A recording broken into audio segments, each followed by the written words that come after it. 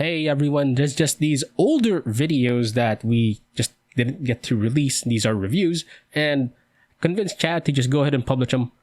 Here they are. They're kind of old, but I hope you do enjoy them. Without further ado, here we go.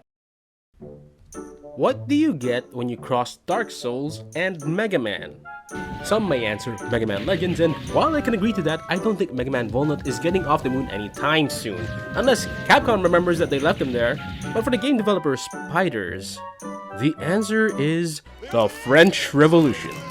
Yeah, I know it sounds a little bit weird, but you have to let the idea run wild for a bit for this to work. Imagine the world was somewhere along the end of the 1700s. It was a time of invention and innovation. People invented the loom, the steamboat, and the guillotine, which was all the rage during the French Revolution. Spiders decided that it would have been possible to create clockwork automatons that served in many parts of France, as musicians, as guards, and as armed dogs. Seriously, what's with these armed dogs? Suddenly, conflict breaks out within France, and the crowd decides to turn all of these robots against its people. All of these mysterious machines are under the control of one crazy tyrant, Caligriosto. You are the prized creation of Eugène de Vaucanson, the man who made all these robots. And you are to seek out a way to stop all of this madness. Sound familiar yet?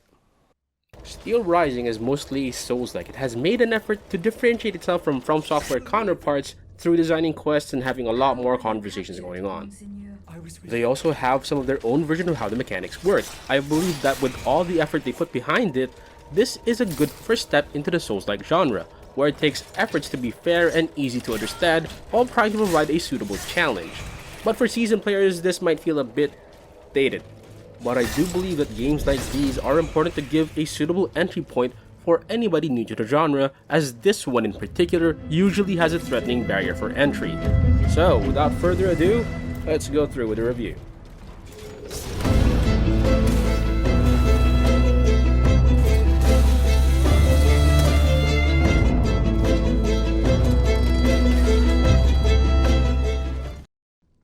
Steelrising has a way of modeling the characters that I'm not too into.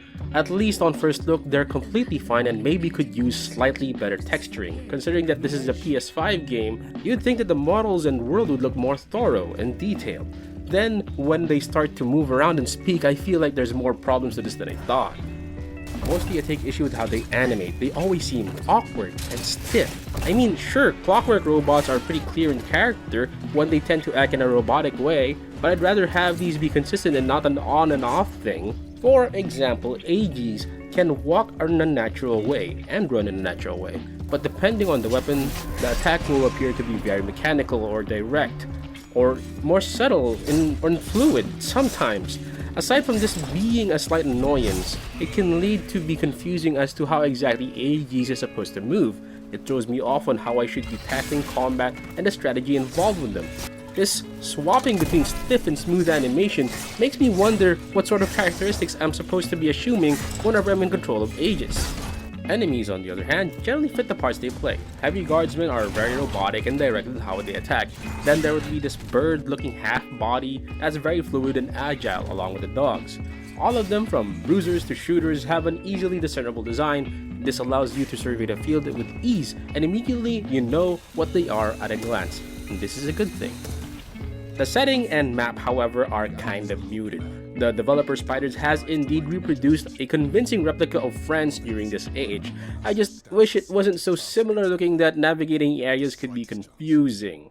Thankfully, they have a compass item that pretty much directs you to where you want to go, and this serves as the best guide you can have since there's no overmap of the area.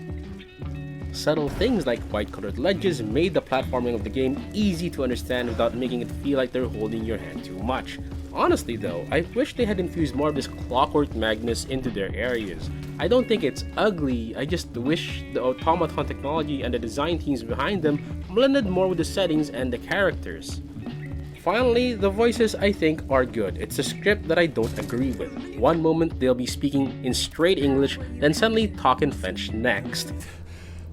Abbé Grégoire, in Place Dauphine. We've gone to speak with the volunteers of the Garde Nationale. Now, maybe I'm just not used to hearing French. I don't have a lot of French friends. or friends in general.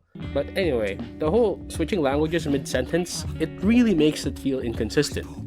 In general, I don't think Steelrising looks bad, it's just at the very least decent. The problem here is that since I find most of the art direction unremarkable, I only end up focusing on the flaws. Perhaps they were trying to play it safe or stick to certain rules, but I think letting them go a bit wilder here would have helped the game's aesthetic a lot more. You already have weird robots terrorizing the populace anyway. Grounding the game in realism seems like a moot point.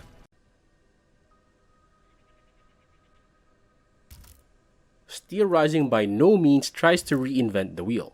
Rather, they try to make slight modifications to it to form their own identity to set it apart from the rest of the Souls-like genre. So yes, you will collect souls to level up and buy things. You will also lose all of them when you die, which you can retrieve. It even goes with the 6 stat types you can increase as you level up and customize your character. And yes, you will attack and dodge while managing a stamina bar. You can even equip up to 4 attachments that can modify how Aegis works, something quite similar to Elden Ring's talismans. So how is it different? For starters, dodging is very strict. I dare say it's virtually not there. Rather than using a small window of invincibility frames to get through attacks, you simply make it a point to get into a safe position in time. You can't cancel into a dodge from an attack either, demanding you to really keep your play clean and calculated rather than wild and visceral. Stamina works a little differently as well in terms of recovery, but aside from having a button prompt to instantly regain most of your stamina, it's pretty much the same. As for how it's like a Mega Man game, well, it's just a joke about fighting robot masters really. It's actually a lot closer to Metroid, where defeating bosses will give you new powers that will allow you to traverse to new areas or get rid of certain obstacles that get in the way. Small plus that all of them can be used in battle, which I find kinda neat. So not only are you handed new tools to have new ways of getting around the map, but you're also given new weapons and moves that will make your character stronger regardless of how you've built them. Pretty good.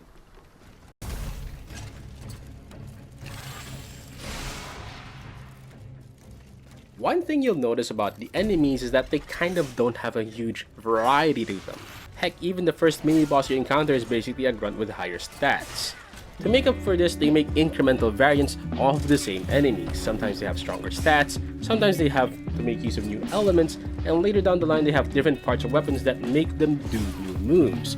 By the time you're getting too used to fighting certain enemies, they spice them up by adding a little something, making an incremental upgrade, and you have to relearn what they can do against you. While I would normally think of this as a cheap approach to expanding the bestiary, I think this is good enough given how they implemented their level design. Consistently within the genre, fighting multiple enemies is immediately a difficult situation. By making use of the terrain, they're able to sneakily hide enemies around corners or even in hard-to-reach places, giving you much more to deal with than what you had bargained for. While for the most part, one-on-one encounters are very manageable, enemy placement does make for a decent enough challenge to fight through every so often. Each map takes lessons from popular Soulslikes and creates what initially looks like a linear stage into something you can open up to have intertwining paths, making the need for fast travel almost unnecessary. Though, I still would have liked having some sort of fast travel. There is a way to get back to the spawn point really quickly, but I wanted more than that. There is a level of variance in terms of how each area is designed. Some will have more elevated places, others will have like a maze composed of narrow corridors or tunnels. Well, there is something to find at almost every part of the map that is interesting, like a key item for a quest, or a small consumable, a new piece of equipment, or even upgrade materials. It's usually worth having a look around that other path away from the current objective. It doesn't really have anything like traps or hazards you'd want to avoid. Generally, all the threats you'll be dealing with are enemies hiding behind cover or out of sight.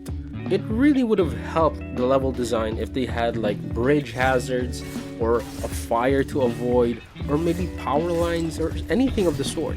It ends up as me just having to look for enemies instead of anything else that might be of interest on the map. And these enemies, even though sometimes they're really well placed, the enemy AI is rather easy to fool and cheese out. They move predictably and can be escaped from for the rather short leash range. If I saw what looked like a difficult encounter in the next area, I would exploit the terrain to take care of what I was up against until I found the encounter easy enough and proceed on.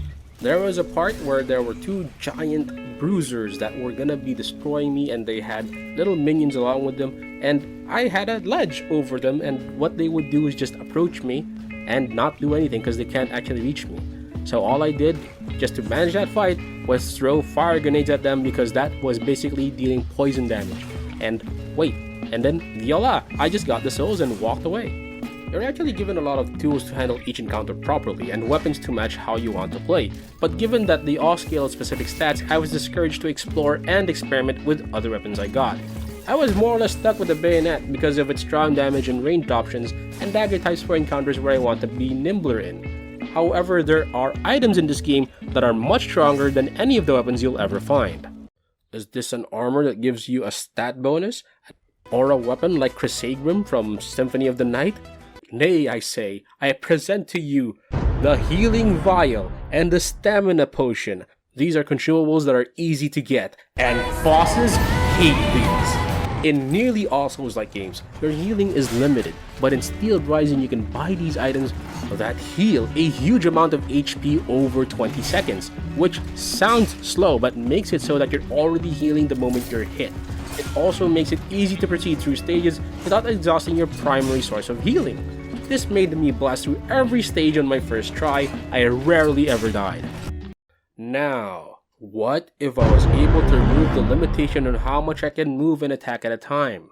Given that most enemies, even bosses, have downtime after attacks, how much attacking can I get away with just by drinking the green juice and tap away at the R1 button? When I finally started using items, I was borderline making even story boss encounters trivial. If I can get rid of the limitation that the game would set upon the player by default, the game stops being a challenge and more of a chore. It didn't help that the story bosses didn't feel that well designed either.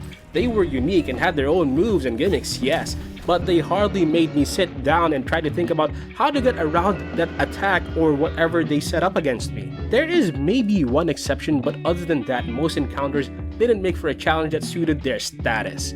Playing through the level was fun enough, but the bosses, they weren't a good enough coup de grace to conclude it, and I was just disappointed. Automaton HR should have called them in, reviewed their performance, and had them sign away their pig slips. These bosses were just not up to the task. Oh, and there's that whole deal with finding memories to rescue trapped people. During your playthrough, you'll be able to encounter some people and save others. If you explore enough of each level before finding the boss, you'll find key items necessary to save the other people from their sleep. This is a lot like Code Vein when I think about it.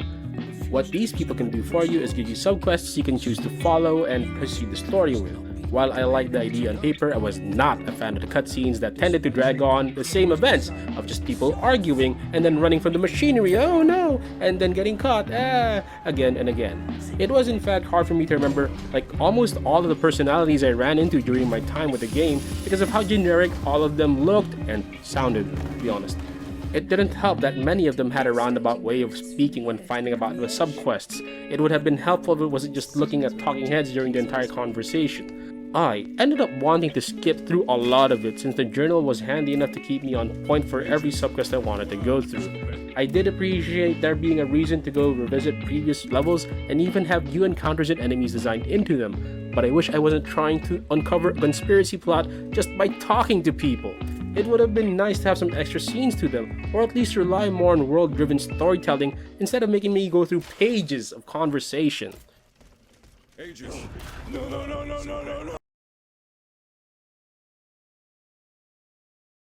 Steelrising has a New Game Plus mode that is a bit different from what you'd expect. Yes, you get to carry over your character along with the inventory and level that you had when you finished the game. The souls you gain is also boosted from everything you slay so that you can start putting new stat points for whatever direction you want to go, and to keep up with the new demands set forth by the new weapons, attachments, and upgrade levels now available to you. As it turns out, they have more ideas in store for you even after you finish the game, so while the challenge might not be quite there, there's still a certain amount of experimentation you can experience through some of the game's new unlocked content. There are some bugs with the game as well, though very seldom, and some of them may have been patched out by the time you're hearing or reading this. One would be having the controls get stuck when you're browsing your in-game menu and suddenly someone starts attacking you. The controls for the battle and the menu get mixed up and makes you unable to close the menu to get back into the fight. Another one is a straight up crash. I don't know what triggered it. I couldn't make it happen consistently, so maybe it was just a one-off thing. Then there was also this one point where I ended up getting stuck on geometry and had no choice but to force a respawn, and I unfortunately couldn't get the souls I lost back. These bugs are actually very rare, and while they did break the game, they didn't happen consistently enough to call it a problem. Through my playthrough, these 3 bugs are about everything I experienced. Honestly speaking, I never came across a point where I felt significantly threatened by whatever Steelrising threw at me. Perhaps we can attribute this to the FromSoft experience I have, considering I played nearly all of the Soulsborne games except Dark Souls 2. In fact, I found the bosses in the most disappointing part in this game, which really hurt considering these bosses should have been the crescendo of each level. However, I did enjoy pushing through their levels to see how far I can go, and just to see what they have in store. They were able to design encounters that made me think for a bit on how to take advantage of the tools they had handed me and mitigate enemy formations before they put me at risk. Most of the pitfalls that the game developer Spiders falls into actually feels very familiar, like Dark Souls 1 familiar. While it looks like they went out of their way to try to stand out from the games that inspired them, it seems they have failed to avoid similar mistakes they made in development. But maybe that's not so bad. Let's say you haven't been trying any sort of Souls-like games because you get intimidated by their difficulty, how brutal they are in punishing you, and how strict they are in demanding in your level of play. Sure, there's the remake of the original Dark Souls and the Demon's Souls, but the design and sensibilities of an old game can only go so far. There will be a need for new games that can serve as an entry point for new audiences that are made more towards current gaming trends and capabilities. I think this is where Steelrising stands, despite my reservations about its aesthetics and technical level for the graphics they present. You might notice that despite my criticisms about the game, I seem to hold Steelrising in a positive light. True, I tend to be more charitable towards smaller and indie developers because I try to take into account how difficult it could be to make a title that would say make it to the PS5 and try to stand toe-to-toe with other offerings from AAA developers. I also think it's important to support people that are trying to genuinely make something new in this era riddled with reboots, remakes, reimaginings, and so on. To at least give them a fair shake and view them at the terms that they are able to deliver on. And it's this attempt to create something new that revitalizes my curiosity and keeps me going to see where the game takes me. To create something new and original are 2 very hard things to get right in one swing, and maybe they played a little too safe here and there, but I do commend that they were able to put something together that feels different enough to stand on its own. What I do hope is that they come out with something far more polished for next time. I can see that it has potential, but still feels like it's under the class it's tried to punch at. Steelrising may be a well-oiled machine, but it simply operates within specifications, scoring a 3.5 out of 5. Available on the PS5, the Xbox Series X, and PC. Right boys, that was the review. Guys, if you enjoyed this content, go ahead and take the like if you want to hear more, and I will be making more. There will be a subscription button for this channel, and there's also our Twitter, Facebook, and Instagram channels for more updates. Now, for everything, you're gonna find it all on RayMaruFiles.com. More reviews to come. I am working and putting my head to the grindstone. I think that's the term. That's it. I'm gonna be working more. Till next time.